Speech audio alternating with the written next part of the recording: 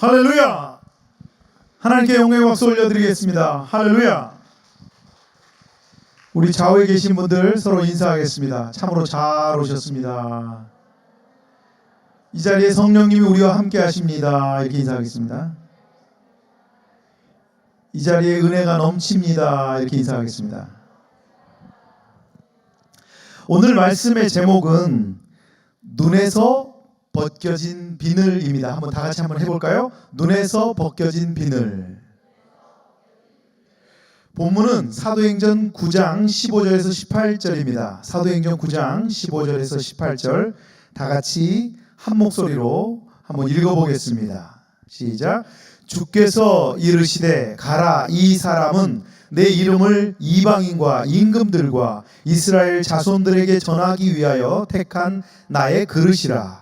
그가 내 이름을 위하여 얼마나 고난을 받아야 할 것을 내가 그에게 보이리라 하시니, 아나니아가 떠나 그 집에 들어가서 그에게 안수하여 이르되, 형제 사울아, 주 곧 내가 오는 길에서 나타나셨던 예수께서 나를 보내어 너로 다시 보게 하시고 성령으로 충만하게 하신다 하니, 즉시 사울의 눈에서 비늘 같은 것이 벗어져 다시 보게 된지라. 일어나 침례를 받고. 아멘.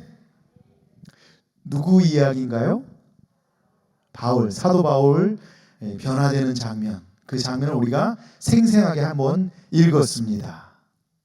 얼마 전 2월 26일 대한민국 최고의 지성인이었던 이어령 문화부 전 장관께서 하늘나라로 가셨습니다. 그렇게 사랑하던 딸 이민아 목사가 먼저 가 있는 바로 그 하늘나라로 간 것이지요. 이제 이어령 전 장관은 암 투병을 하면서 마지막 생을 조용히 정리하던 그런 시기, 그러니까 작년쯤 됐을 것 같아요. 그 시기에 CBS의 박재홍 아나운서라고 여러분 아세요? 잘 모르세요? 시사에 굉장히 어두우시군요. 기도만 하시니까 너무 좋습니다. 예. 박재홍 아나운서라고 유명한 아나운서가 있습니다. 그분하고 인터뷰를 했습니다. 아마 유튜브에 보면 그분과의 인터뷰가 많이 나와 있을 겁니다. 그분과 인터뷰하는 그 자리에서 이런 얘기를 했습니다. 4차 산업혁명 시대에 한국 교회를 향해서 뭔가 질문을 던졌습니다. 뭐라고 했냐면, 피조물에 불과한 우리 인간이 만들어낸 또 다른 피조물, 인공지능 AI에 대해서 우리 교회는 어떻게 대답해야 되는가라고 먼저 질문을 던졌어요. 그리고 질문을 던지니까 너무 어려운 질문이라서 답을 할 수 있을까요, 없을까요? 저도 그냥 고민했습니다. 이거 어떻게 해야 되나. 이어서 4차 산업혁명 시대를 설명하면서 AI 인공지능의 발달로 지적인 능력이 중시되던 사회에서 오히려 영적인 능력을 추구하는 사회로 변화될 것이다 라고 말을 했습니다. 이분이 그렇게 말할 사람이 아닌 것 같은데 이렇게 말씀하고 계시죠? 이어령 장관이 이렇게 얘기합니다. 과거의 사회는 우리 모두 지적인 능력을 기르는, 어떻게 보면 각자 이렇게 계단을 오르는, 그러니까 스펙 쌓는 그런 사회였다면, 미래, 그러니까 지금부터죠. 이미 시작됐죠. AI, 인공지능이 제공한 지적 능력을 공짜로 얻게 되는 그런 사회라는 것입니다. 자, 우리의 각자의 지적 능력, 어떤 분은 대학을 나왔고, 어떤 분은 대학원을 나왔고, 어떤 분은 박사고, 서로 지적 능력이 다르죠. 그런데 그런 지적 능력과 상관없이 우리는 이제부터 모두 함께 엘리베이터를 타고 한 번에 그 지적 능력을 얻게 되는 그런 사회가 이미 시작됐다고 얘기하고 있습니다. 그래서 4차 산업혁명 시대야말로 오히려 영적인 능력과 감성이 더 요구되는 사회라고 말하고 계십니다. 특별히 이런 얘기를 하는데, 메카노필리아, 필리아라는 단어는 그 헬라어로 사랑이라는 말이죠. 메카노필리아, 기계 사랑의 시대에서 바이오필리아, 생명 사랑의 시대로 바뀌고 있다. 세상의 수많은 학자들은 이어령 전 장관과는 완전히 반대 의견을 제시했습니다. 이제 4차 산업혁명 시대와 21세기에는 기독교가 할 일은 전혀 없어진다라고 얘기했는데, 오히려 이어령 전 장관은 기독교의 역할이 더 막중한 시대가 바로 앞으로 올 시대다라고 인터뷰를 하면서 마치 죽음을 얼마 남겨놓지 않은 위대한 어떤 선지자의 예언처럼 예언을 하고 있는 모습을 저는 유튜브를 통해서 정확히 봤습니다. 사실 이어령 전 장관은 불과 15년 전쯤인 2007년도에 예수님을 영접한 분입니다. 15년 전에 예수 믿었어요. 여러분들 언제 예수 믿으셨습니까? 저는 50여 년 전에 예수 믿었는데 그렇게 안 보이십니까? 그의 딸 이민아 목사의 기도와 그 딸의 중병이 없어지기를 간절히 바라는 그 아버지 마음, 그런 마음이 합쳐져서 하나님을 믿게 된 것입니다. 전 나중에 혹시 기회가 되면 또 이민아 목사님과 저도 LA에 있으면서 저랑 같이 이렇게 은혜를 나눴던 분들과 이민아 목사님하고 직접 연결이 되기 때문에 저 개인적인 얘기는 좀 나중에 하겠습니다. 어쨌든 70세가 훌쩍 넘은 그냥 보통 사람이 아니라 우리 대한민국의 최고의 지성인, 최고의 지식인 이어령 전 장관이 예수님을 순수하게 영접했다는 사실, 그것 하나만으로도 당시에 많은 사람들에게 신선한 충격을 주었습니다. 할렐루야. 이쪽만 아멘 하세요. 이쪽은 아멘 안 하시죠. 어떻게 된 거야? 그 후에 이어령 전 장관은 예수 안에서 거듭난 자기 자신을 다룬 참회로 격인 책인 지성에서 영성으로, 너무나 유명한 책이죠. 이 책을 또 내놨습니다. 인플루엔사 지금 막 오미크론 때문에 어제 50만 뭐 이러는데 개념이 어제 하루 우리 대한민국의 100명 중에 한 명이 다 어제 하루 확진이 된 거예요. 어제 하루. 놀라운 일입니다. 참 놀라운 일이죠. 인플루엔사라는 말이 있습니다. 유행성 감기 전염병이라는 뜻을 가지고 있는 단어인데요. 이 단어는 원래 라틴어에서 영향을 끼치다라는 말에서 왔다고 합니다. 영향을 끼친다. 이어령 전 문화부 장관이야말로 그의 마지막 삶을 한국과 전 세계에 엄청난 좋은 영향력을 끼친 분입니다. 할렐루야. 그것도 영적으로 엄청난 좋은 전염병을 퍼뜨리고 이 땅을 떠난 위대한 지식인입니다. 이같이 21세기 대한민국 최고의 지식인이 이어령 전 장관이었다면 예수님 시대에 유대 땅의 최고의 지식인은 누구였을까요? 자, 첫 번째 본론으로 들어갑니다. 바울은 진짜 누구였는가? 오늘 여러분들에게 조금 신선한 이야기가 전해지기를 원합니다. 바울이 바뀌는 장면, 다메섹을 가다가 사울에서 바울로 바뀌는 장면. 그런데 저는 오늘 사울과 바울이라는 이름을 섞어 쓰지 않고 그냥 바울이라는 이름으로 계속 쓰겠습니다. 이 이름에 대한 이야기는 여러 신학자들의 이야기가 있는데 가장 정통한 의견은 사울은 유대식 표현의 이름이고 바울은 헬라식 이름입니다. 파울루스 해가지고, 그래서 이방의 전도자, 이방의 복음자라는 뜻으로 바울이란 이름을 쓰기를 원했다라고 전해지는 게 좀 정통적인 견해인데 여러 견해가 있습니다. 어쨌든 저는 오늘 사울이란 이름을 쓰지 않고 다 바울이란 이름으로 쓰겠습니다. 사도 바울은 우리 기독교 역사에 있어서 없어서는 안 되는 가장 중요한 인물입니다. 하나님이자 인간이신 우리 예수님을 제외한다면 성경의 어떤 인물도 바울처럼 영향력을 끼친 인물은 없을 겁니다. 예수 그리스도의 복음을 가장 열심히 그리고 광범위하게 전한 사도 중에 사도입니다. 신약 성경 27권 중에서 절반에 해당하는 13권의 성경을 기록한 인물이고, 또한 이러한 역사적인 인물이 된 사도 바울은 그 전에 어떤 사람이었을까? 우리는 궁금해지지 않을 수 없습니다. 그렇다면 그러한 사도가 되기 전 유대인 바울은 누구였을까요? 바울 자신이 자기 자신을 누구라고 했는지 한번 성경을 통해서 한번 살펴보겠습니다. 사도행전 22장 3절 큰 소리로 이 부분을 우리가 다시 한번 자세히 제가 설명할 테니까 같이 한번 읽어보겠습니다. 시작. 나는 유대인으로 길리기아 다소에서 났고 이 성에서 자라 가말리엘의 문화에서 우리 조상들의 율법에 엄한 교훈을 받았고 오늘 너희 모든 사람처럼 하나님께 대하여 열심히 있는 자라.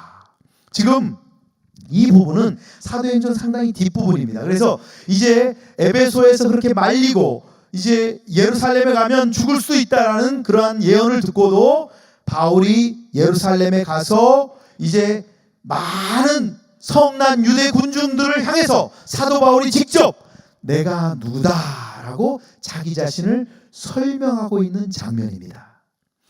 지금 읽었듯이 그가 말하기를 나는 유대인으로 이렇게 합니다. 그러니까 자기 자신은 오리지널 유대인이다. 여러분들은 누구예요?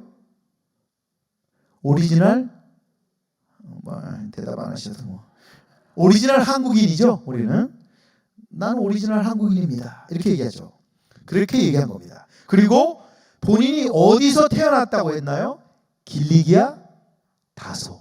그럼 좀 뭐 생소한 지명인데 지금의 자리로 찾아보면 터키 남쪽 지방입니다. 거기에서 났다. 거기서 태어나기만 했고 그 다음에 이 성에서 자라. 지금 얘기하고 있는 성이 어디죠? 예루살렘 성에서 얘기하고 있습니다. 그러니까 예루살렘 성에서 어려서부터 쭉 자랐다는 거예요.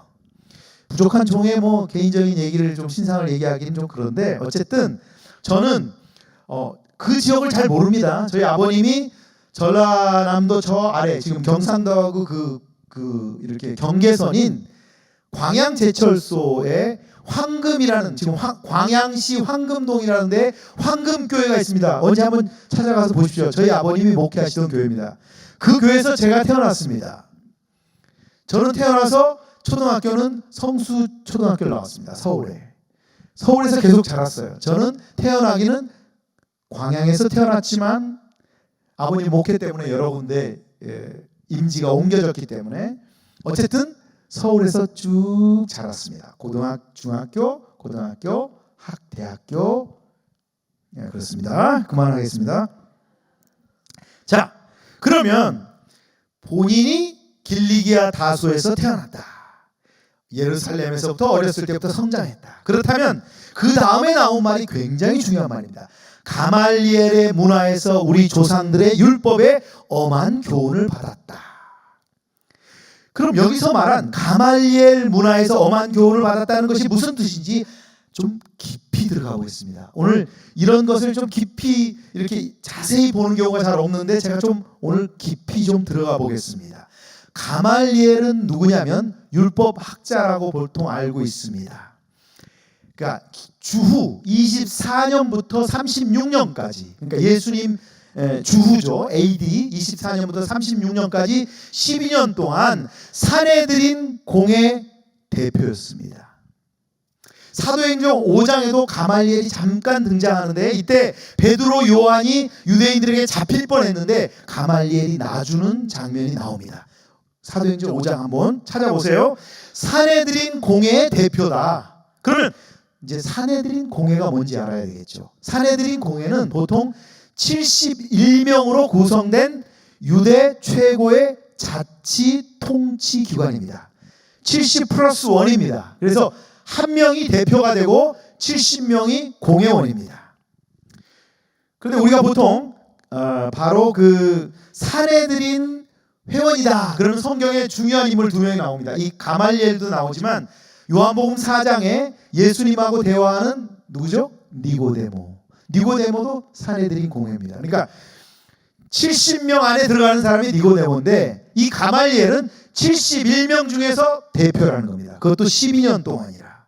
그런데 바로 이 산헤드린 공회라는 건 뭐냐면 지금으로 얘기하면 우리나라 행정부, 대통령, 국무총리가 있는 행정부 그리고 국회의원들이 있는 국회, 그리고 법률기관인 대법원, 이 세 가지를 다 합친 정말로 이 명실상부한 유대 최고의 권력기관입니다. 그래서 로마 제국의 속국의 유대에서 집행하는 업무 중에서 세금 징수와 사형, 이 두 가지, 세금 징수는 로마에서 직접 했습니다. 사형, 누굴 죽일 때 마지막 판결하는 사형 판결을 내리는 것 두 가지 외에는 모든 공무를 관장하던 기관이었습니다. 그럼 이때 예수님 얘기가 바로 떠오르죠. 우리는 그래서 유대인들이 예수님을 죽이려고 십자가형에 처하려고 하면서 마지막에 사형을 내리지 못하고 빌라도한테 가서 마지막 유대 총독이었던 빌라도가 사형 언도를 하고 손을 물로 씻죠. 성경에 이 장면이 나오지 않습니까? 그래서 바로 빌라도가 사형 언도를 하게 되는 것이 바로 산헤드린 공회에서 결정을 낼 수 없었기 때문에 그렇게 된 것입니다. 그리고 가말리엘이라는 사람은 여기에 대표이기 때문에 우리가 보통 생각하는 일반적인 율법학자가 아니라는 겁니다. 유대 문헌에 따르면 가말리엘의 할아버지가 있습니다. 가말리엘의 할아버지, 그 할아버지의 이름은 할렐이라는 사람입니다. 할렐, 이름 특이하죠. 그 사람도 기원전 43년, 그러니까 43년이 지나면 이제 주후가 시작이 되는 거죠. 기원전 43년부터 기원후, 그러니까 주후 6년까지 49년 동안 산헤드린 공회 대표를 했던 사람입니다. 그러니까 할아버지가 그렇죠? 49년간 대표, 손자가 12년간 대표, 그 가족끼리 다 해먹는 겁니다.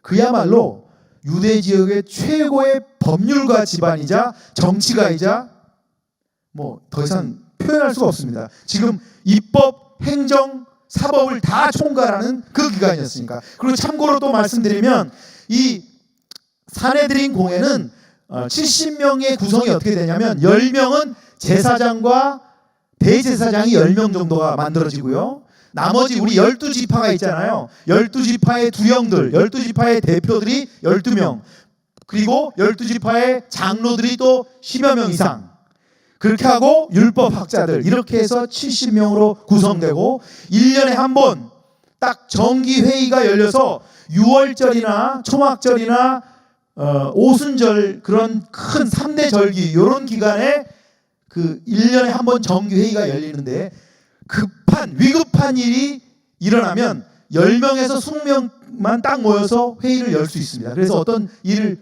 판결할 수 있어요. 그게 바로 예수님 케이스입니다. 예수님이 가야바와 안나스 이런 사람들이 있을 때 당시에 한 10여 명의 바리새인과 이런 그 유대인들이 모여서, 제사장들이 모여가지고 예수님을 십자가형을 처하는 그 장면이 나오는데, 이것이 바로 산헤드린 공회를 모이기 위한 그 아주 급하게 모일 수 있는 10명에서 20명 회의라는 겁니다. 자, 또한 당시 유대인들에게 가말리엘 문화라는 그 뜻은 단순히 가말리엘의 여러 명의 제자 중에 하나라는 뜻이 아니라는 것입니다.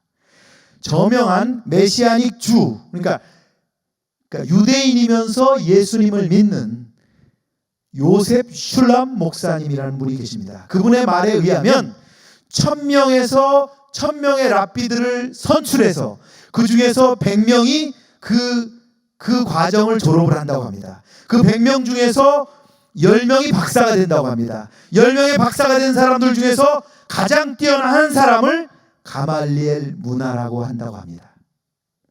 놀라는 표정 지금 잘 안 보이는데, 그럼 사도 바울은 어떤 거냐면, 제가 우리식으로 표현을 해보겠습니다.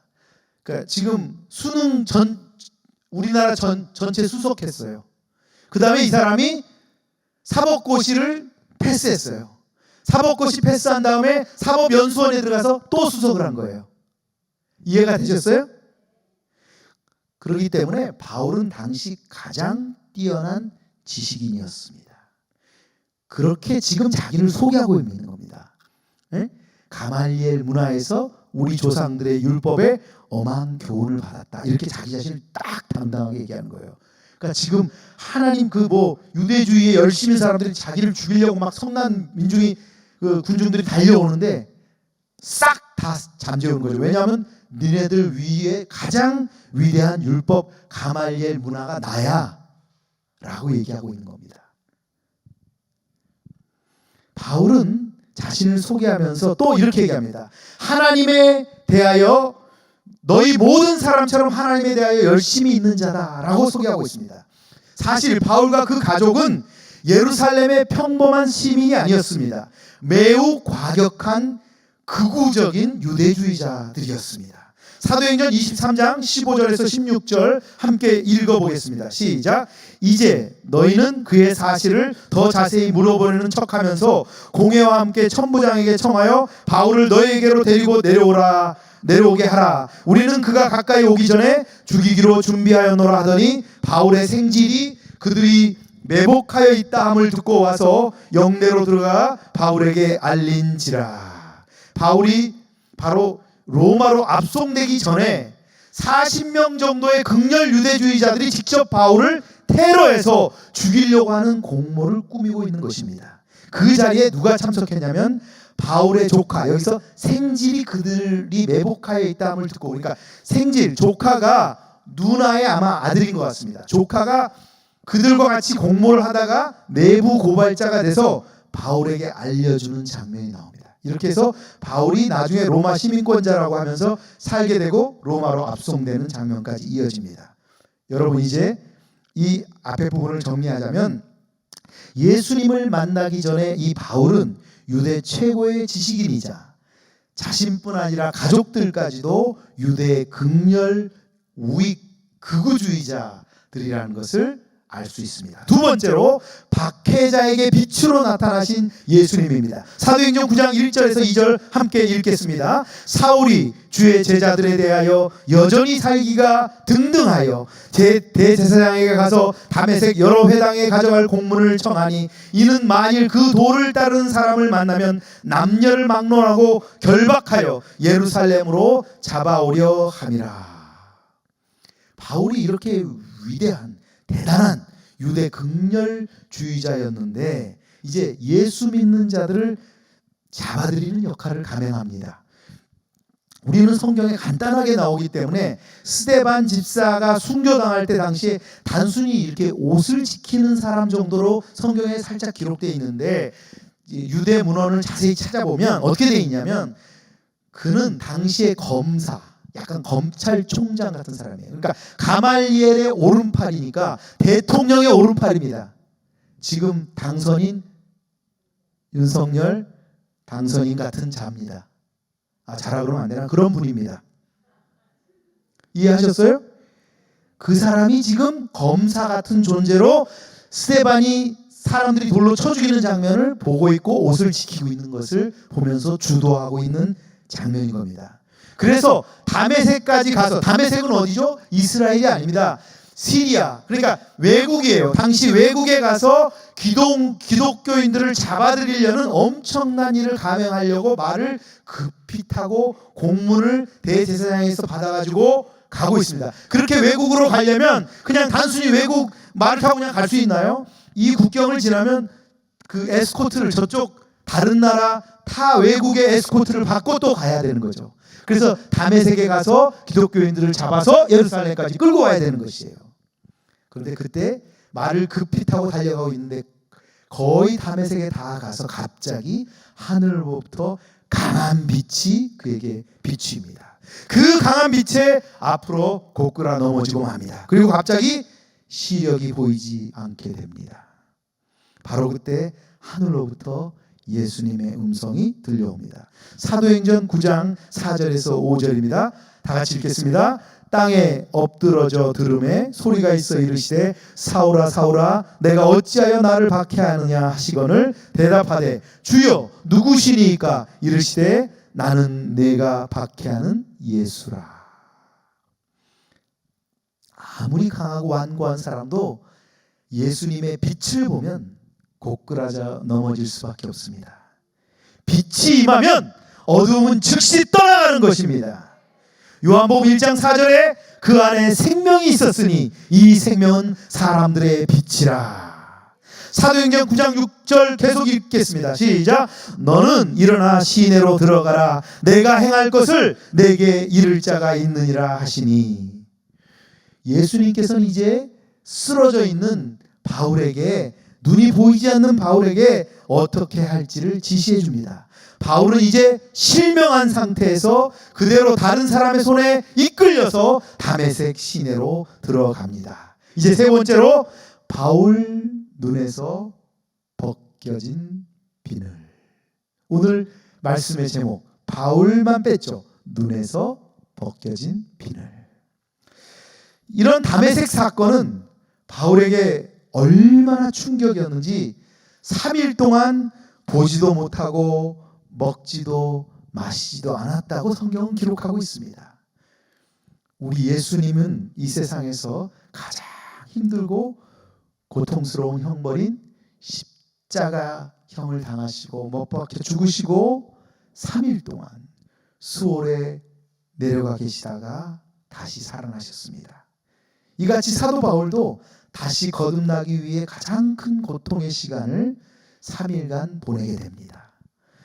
바울은 지금까지 배웠던 그 대단한 지식, 율법, 그 대단한 놀라운 유대 최고의 지식인 그것을 도대체 예수님의 음성 하나로 다 무너진다는 것을 느꼈습니다.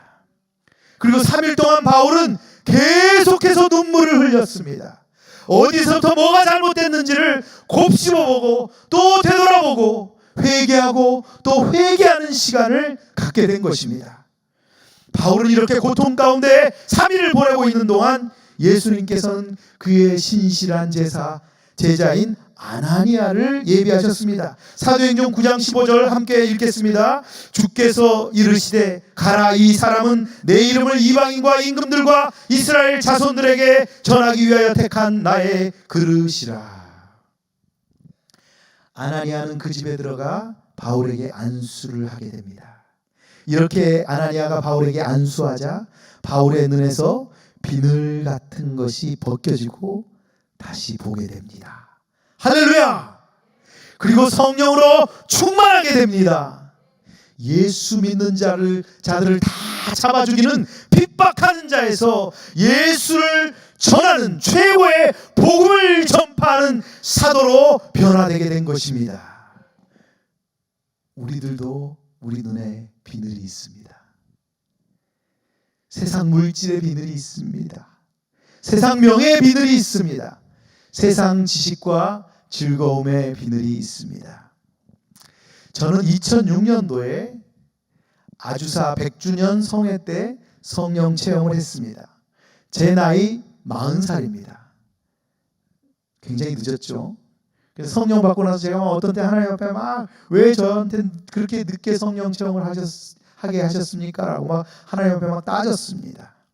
제가 살던 로스앤젤레스 레돈도 비치라는 도시는 굉장히 아름다운 도시고 안전한 백인들이 많이 사는 도시고 그곳에서 우리 가족과 행복하게 잘 살았습니다. 행복하게 살았을 것 같죠? 그래가지고 제가 성령 받고 나서 저희 집 근처를 밤마다 산책을 하는 버릇이 생겼습니다. 이렇게 걸으면서 예수님한테 이렇게 대화하는 거예요. 그냥 걸으면서 하나님 사랑합니다. 하나님 난 이제 뭐 할까요? 뭐 이러면서 막 편안한 얘기를 막 했습니다. 그때 하나님께서 굉장히 기본적인 삶의 도덕적인 그런 음성들을 너무너무 많이 주셨습니다. 그래서 제가 하나님과 계속 대화하면서 레돈도 비치 주택가를 산책을 할 때 어느 날 갑자기 주님의 음성이 내 마음속에 쾅 들립니다. 내가 날 사랑하느냐. 제가 성경에 읽은 대로 대답할 수밖에 없었습니다. 내가 주를 사랑하는 줄 주께서 아시나이다. 하나님께서 내 마음에 물질을 내려놔라 이렇게 말씀하시는 거예요. 그게 무슨 뜻인지 하여간 어쨌든 그냥 무조건 내려놓겠습니다 그랬습니다. 그 다음 날 또 막 산책하면서 더 신나게 또 이렇게 기도하면서 산책하는데 갑자기 내가 나를 사랑하느냐 그 다음 날 또 오르는 거예요. 또 깜짝 놀랐어요. 두 번째 내가 주를 사랑하는 줄 주께서 아시나이다. 저도 성경을 봤으니까 그랬더니 명예를 내려놔라. 사실 저는 믿거나 말거나 합니다. 정치인이 될 만한 기질이 굉장히 많은 사람입니다. 사실은 그냥 저 혼자 상상한 것이 아니라 제가 로스앤젤레스에서 제가 서울대학을 나왔는데 동문회가 잘 모이질 않았습니다. 연세 많으신 분들만 많았고, 그런데 관악산에서 공부한 사람들끼리 좀 동문회를 좀 만들어 보자 해서 저보다 한 20년 위에 선배도 있었고, 거의 60이 다 되신 분인데 유명한 변호사가 있었고, 또 뭐 인문대에 계신 몇 분하고 제가 음대 출신이니까 이렇게 해서 한 6명 정도가 관악연대라는 걸 당시 만들었습니다. 그래서 모임을 하기 시작했다가 그 모임 점점 커지는데 제가 성령을 받고 그 모임을 가지 않고 도망와 버렸습니다. 현재 LA의 관악연대는 어마어마한 모임으로 되어 있습니다. 정치적으로 굉장한 영향력을 끼치고 있고, 또 신문사, 방송, 또 신문사 편집국장, 방송국의 정치부장 이런 분들도 그때 당시에 제가 뭐 방송 진행하고 그럴 때 저를 굉장히 많이 도와주고 밀어주고 이런 역할을 했었습니다. 어쨌든 뭐 제가 무슨 명예가 제가 추구하는지 모르지만 하나님께서 그걸 내려놓으라는 거예요. 저는 그러겠습니다. 그러면서 바로가 아니라 한참 또 산책하고 주님과 이렇게 저녁마다 대화하면서 행복한 시간을 보내는데 어느 날 또 똑같은 음성이 들립니다. 내가 날 사랑하느냐? 내가 주를 사랑하는 주께서 아시나이다. 또 대답했죠. 그랬더니 그날 하나님께서 이런 말씀을 주십니다. 내가 가장 사랑하는 것을 내려놓을 수 있겠느냐? 이 부분이 사실 제가 제일 힘들었던 부분입니다. 바로 대답할 수 없었습니다. 제가 뭔지 바로 알기 때문이죠. 그래서 한 3일 정도 있다가 제가 그것을 내려놓겠습니다 라고 했습니다. 이것이 제가 자주 얘기하는 얘기는 아니지만 주의 종으로 부름받는 장면의 모습입니다. 지어낸 얘기 아닙니다. 사실은 제가 가장 사랑하는 것은 제가 프로페셔널 음악가로서 제 일생을 다 바쳤던 부분입니다.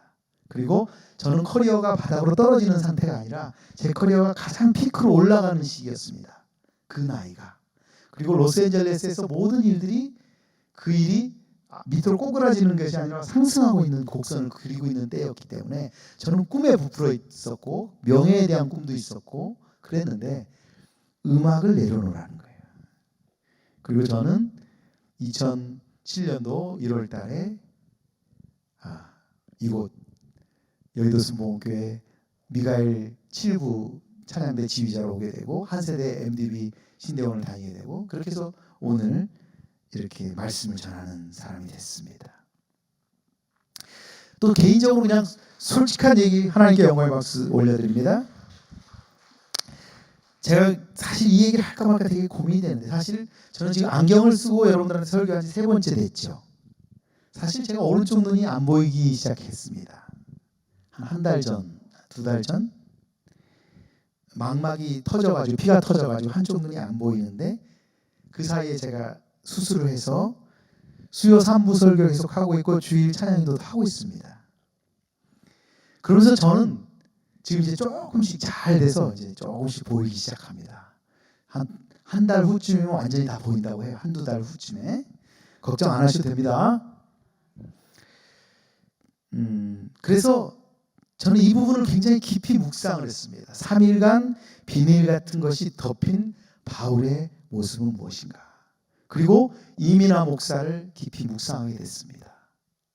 사실 제가 2007년도에 한국에 왔다고 했는데 바로 이민하 목사는 2007년도에 제가 지금 망막 수술을 했는데 망막이 크게 손상을 2군데를 입어서 이민하 목사님은 실명을 했다라고 의사가 진단을 내렸습니다. 눈이 완전히 실명을 했다는 거예요. 그때 이어령 장관이 쓴 글이 있습니다.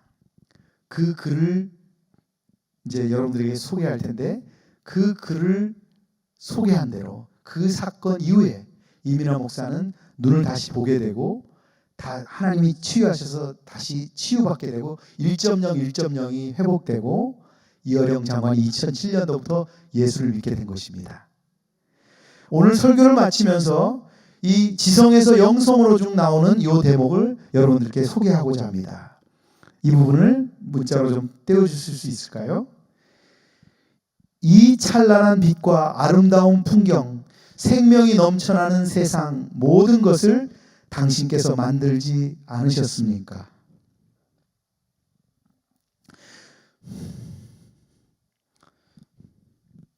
그런데 왜 당신은 딸 미나에게서 그 빛을 거두려 하십니까? 만약 미나가 어제 본 것을 내일도 볼 수 있고 오늘 본 내 얼굴을 내일 또 볼 수만 있게 해주신다면 저의 남은 생을 주님께 바치겠나이다. 이어령 장관이 지성에서 영성으로 해서 쓴 대목입니다. 여러분, 사도 바울은 비늘 같은 것이 덮여 있었습니다. 그것은 바로 영적인 눈이 가려져 있는 것. 저는 눈에 손상을 입어서 육적으로 눈이 보이지 않았습니다. 그러나 또는 저는 이 눈이 안 보임으로 인해서 사도 바울을 더 묵상할 수 있게 됐고, 또 장애인들의 아픔을 또 알게 됐고, 제가 안경을 쓰고 이렇게 설교하면서 멋있는 모습도 제가 발견했습니다.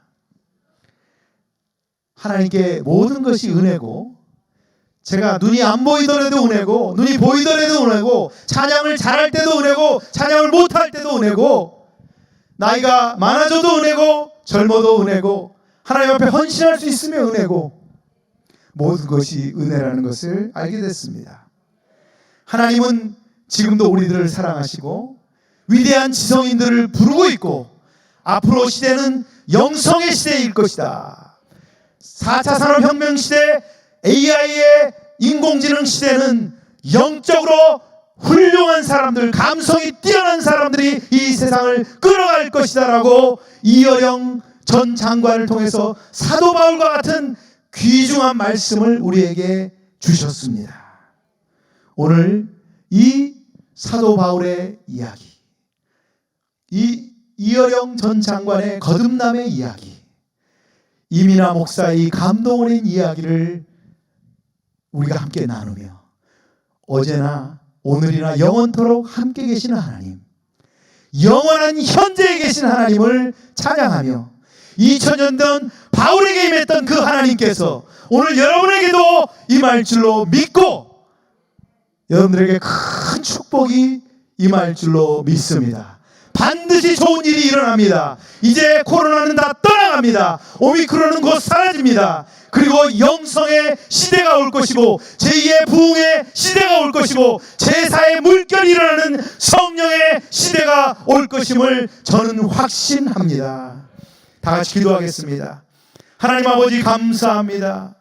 하나님께서 사도 바울을 이렇게 변화시켜 주시고 최고의 지식인을 하나님 사용하여서 13권의 성경을 쓰게 하시고 최고의 복음 전파자로 사용하여 주시니 감사합니다. 이 시대에 이어령 전 장관을 사용하셔서 죽기까지 하나님께 충성하고 마지막 항암 투쟁을 하면서도 예수님의 복음을 전하며 이 땅에서 마지막 숨을 거둔 이어령 장관을 생각할 때 우리도 끝까지 복음을 전하기를 원하오니 이 시간 우리들이 결단하기 원하오니 하나님 축복하여 주시옵소서.